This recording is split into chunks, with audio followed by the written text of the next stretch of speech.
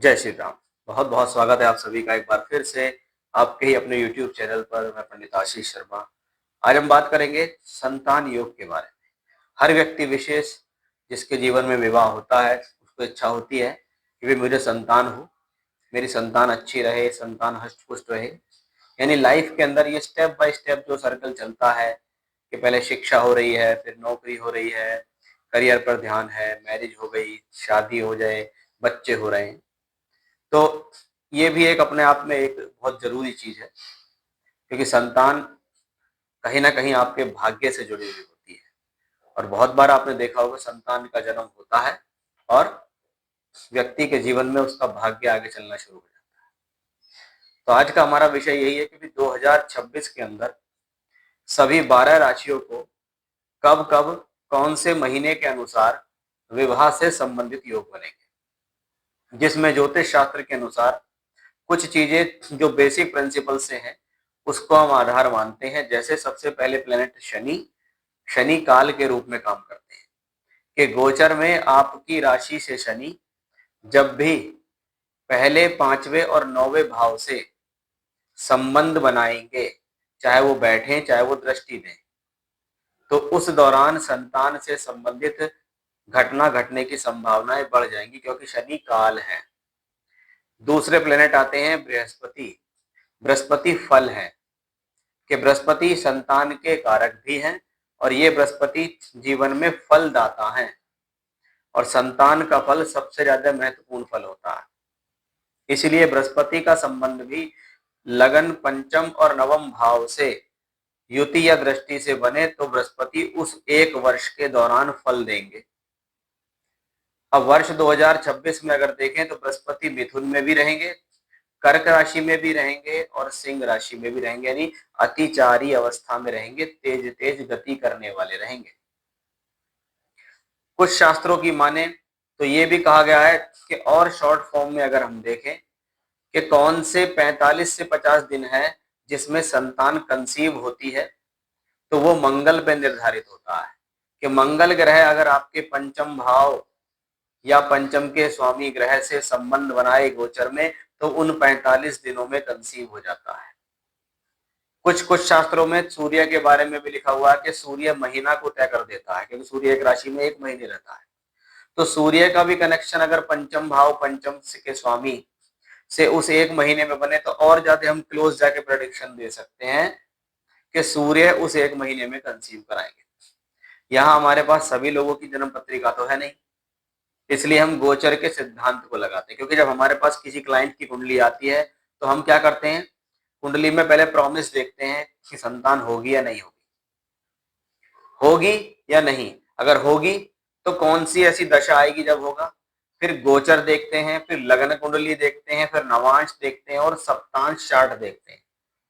ये सब मिलके बताते हैं कि एग्जैक्टली संतान कंसीव कब हो रही है, होगी नहीं होगी, प्रॉब्लम से होगी, मिसकैरेजेस होंगे, सीधी चलेगी, सही चलेगी, प्रेगनेंसी अच्छी होगी, सर्जरी तो नहीं होगी। ये सब उचित पूर्ण जानकारी तो इसकी कुंडली से ही मिलती है, लेकिन हमारे पास गोचर की जानकारी है और गोचर के ग्रह अपना काल के रूप में काम करते हैं कि भाई हम इस दौरान ये काम कराएंगे आपका।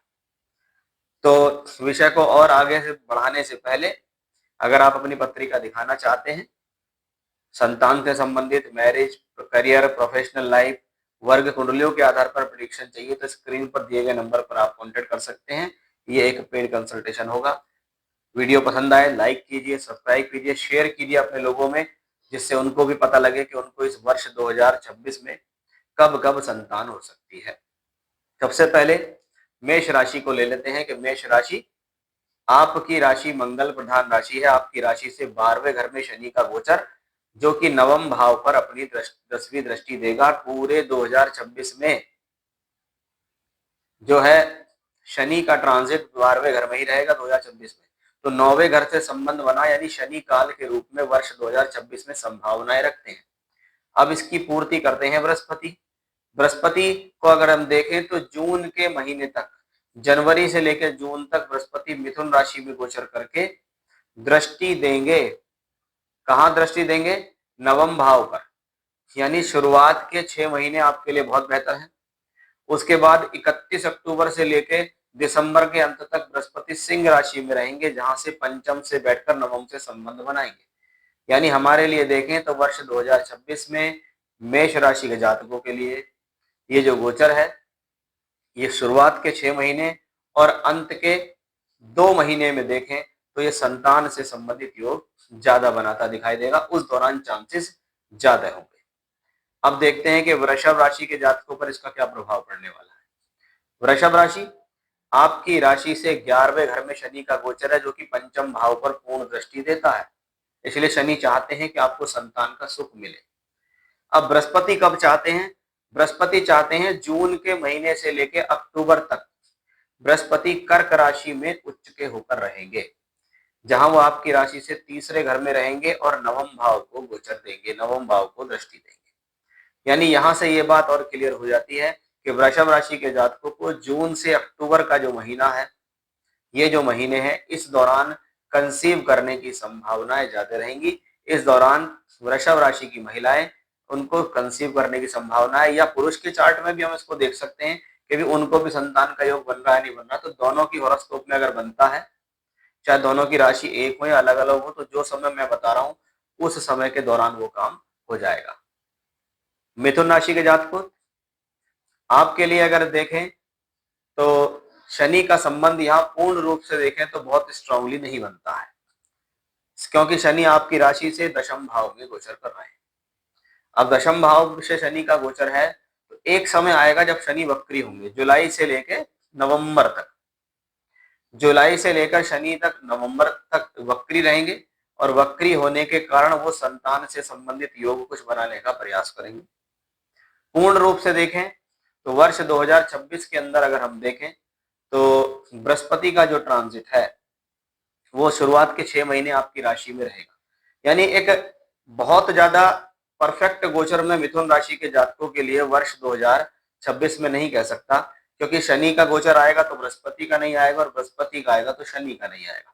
इसलिए बहुत ज्यादा जरूरी है कि भाई गोचर से भी ज्यादा अगर आपकी कुंडली की दशाएं परफेक्ट है तो शायद आपको कंसीव हो सकता है, अदरवाइज 2026 में चांसेस कम ही दिखाई दे रहे हैं। कर्क राशि के जातकों, आपके लिए शनि ग्रह नवम भाव में पूरे वर्ष रहेंगे। यानी पहला प्रॉमिस हमारा पूरा हो गया कि नवम भाव से संबंध बना। जब बृहस्पति आपके लिए उच्च के होंगे, और कब होंगे उच्च के बृहस्पति? उच्च के बृहस्पति होंगे लगभग जून के महीने की शुरुआत से लेकर 1 अक्टूबर के अंत तक। तो यहाँ पर बृहस्पति का जो ट्रांजिट है ये बेहतर रहेगा, और यहाँ पर बृहस्पति का ट्रांजिट आपको इस दौरान संतान से संबंधित एक अच्छा संयोग बनाएगा, क्योंकि उच्च का गुरु होगा और नवम भाव में होंगे शनि। सिंह राशि के जातकों, आपके लिए ये योग कब कब बन रहा है? आपके लिए ये योग सिर्फ और सिर्फ अगर देखें तो यहाँ पर या तो शुरुआत के 6 महीने में बनता है कि भाई जनवरी से लेकर जून तक बृहस्पति शनि का पूर्ण आशीर्वाद आपकी राशि से पंचम भाव पर रहेगा। तो सिंह राशि के जातकों, आपको शुरुआत के 6 महीने ज्यादा बेहतर दिखाई देते हैं, या अंत के 2 महीने यानी नवंबर और दिसंबर ज्यादा बेहतर दिखाई देते हैं संतान कंसीव करने के लिए, संतान प्राप्त करने के लिए। अब कन्या राशि के जातकों के लिए अगर हम देखें तो ये योग जो बनेगा वो स्पेशली बनेगा लगभग जून के महीने से लेकर अक्टूबर के महीने तक, जब बृहस्पति उच्च के होंगे। बृहस्पति का संबंध सीधा 5वें घर से होगा, और शनि का संबंध सीधा आपके नवम भाव से होगा।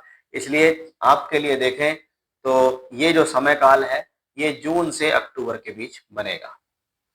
तुला राशि के जातकों, आपके लिए देखें तो कोई बहुत स्ट्रॉन्ग कॉम्बिनेशन शनि नहीं बनाते, लेकिन शनि क्योंकि आपके लिए पंचम के स्वामी भी है और पंचम भाव संतान का है, इसलिए इनको बृहस्पति का आशीर्वाद चाहिए। और वो आशीर्वाद शुरुआत के लगभग अगर देखें तो 9 से 10 महीने लगातार रहेगा, क्योंकि बृहस्पति नवम भाव और दशम भाव दोनों में गोचर करेंगे, और वहां से पंचम और शनि सभी से संबंध बनते रहेंगे। इसलिए इस दौरान ये कॉम्बिनेशन तुला राशि के जातकों के लिए देखें तो पूरा वर्ष एक ऐसा है जो एक स्ट्रॉन्ग है। अब इसमें जिस समय पे आपकी दशाएं परफेक्ट होंगी, जिस समय आपके D7 चार्ट के अंदर संतान से संबंधित दशा परफेक्ट लग जाएगी, उस दौरान आपको वो समय कंसीव हो जाएगा। गोचर अपनी तरीके से पूर्ण भूमिका यहाँ निभा रहे हैं। वृश्चिक राशि के जातकों, आपके लिए कैसा रहेगा ये समय, कि कौन से समय में आपको संतान कंसीव हो सकती है, आइए इसको विस्तार से जान लेते हैं। कि वृश्चिक राशि के जातकों के लिए अगर हम देखें तो शनि पंचम भाव में गोचर की स्थिति में रहेंगे, और जब बृहस्पति उच्च के होंगे, कब होंगे बृहस्पति उच्च के, ये समय आपके जीवन में होगा लगभग आप इसको मानकर चलिए कि जून से लेके अक्टूबर के महीने के बीच में वृश्चिक राशि के जातकों को संतान का एक पूर्ण सहयोग योग बनता दिखाई देगा। इस दौरान कंसीव करने के चांस आपके जीवन में ज्यादा बनेंगे। अब देखते हैं कि धनु राशि के जातकों को ये कब बनेगा गोचर में संतान से संबंधित योग। धनु राशि के जातकों के लिए देखें तो बहुत स्ट्रॉन्ग कॉम्बिनेशन इस वर्ष दिखाई नहीं देता, क्योंकि शनि का संबंध किसी भी तरीके से यहाँ मुश्किल रूप से पंचम नवम से नहीं आता है, हालांकि लगन से आ रहा है, तो ये कॉम्बिनेशन इतना स्ट्रॉन्ग नहीं होता। अगर देखें तो शुरुआत के जो 5-6 महीने हैं उस दौरान अगर आपकी जन्म पत्रिका में संतान से संबंधित दशा चल रही है और गोचर आपके पास है, तो यही समय आपके जीवन में हो सकता है कि हाँ आपको एक संतान का योग दे दे। अदरवाइज बाकी महीनों में ये कॉम्बिनेशन नहीं दिखाई देता है। मकर राशि के जातकों के लिए कब योग बनेगा, कि मकर राशि के जातकों, आपके लिए शनि पूर्ण रूप से तैयार है, पंचम नवम दोनों से दृष्टिगत संबंध बना रहे हैं। बृहस्पति के लिए अगर देखें तो बृहस्पति उच्च के होंगे जो लग्न से संबंध बनाएंगे, और बृहस्पति का लग्न से संबंध बनाना ये समय होगा जून से लेकर अक्टूबर के महीने के बीच, यानी जून से अक्टूबर के बीच में आपको ज्यादा अच्छा योग बनता दिखाई देगा संतान से संबंधित। कुंभ राशि के जातकों, आपके जीवन में कब ये योग आ रहा है, आपकी तो राशि के मालिक ही शनि है। शनि का एक अच्छा कॉम्बिनेशन कुटुंब भाव से बना हुआ है, ये एक पॉजिटिव साइन है। बृहस्पति को देखें तो विशेष तौर पे शुरुआत के 6 महीने में ये योग ज्यादा बनता दिखाई देता है। अगर शुरुआत के 6 महीने में आपकी दशाएं पॉजिटिव हैं संतान को लेकर, तो गोचर का पूर्ण सहयोग आपको मिलेगा और इस दौरान आप संतान कंसीव कर जाएंगे, यानी शुरुआत के 6 महीने आपके लिए ज्यादा जरूरी है। अब मीन राशि के जातकों के लिए अगर हम देखें तो आपके लिए ये समय शनि लग्न में है आपके, और बृहस्पति जब आपके पंचम भाव में गोचर करेंगे जून से लेकर अक्टूबर के बीच में, उस दौरान संतान से संबंधित गोचर आपके लिए परफेक्ट है।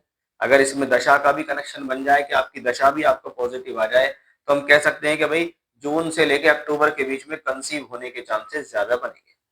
तो ये था सभी 12 राशियों को कौन कौन से महीनों में संतान से संबंधित कंसीव करने का योग ज्यादा बन रहा है। बाकी आप अपनी पत्रिका से अगर दिखाना चाहते हैं कि स्पेशली कौन से समय में कौन सी दशा है या किस कारण से संतान नहीं हो रही है कंसीव, उसके लिए आप डायरेक्ट कांटेक्ट हमसे कर सकते हैं। जय श्री राम।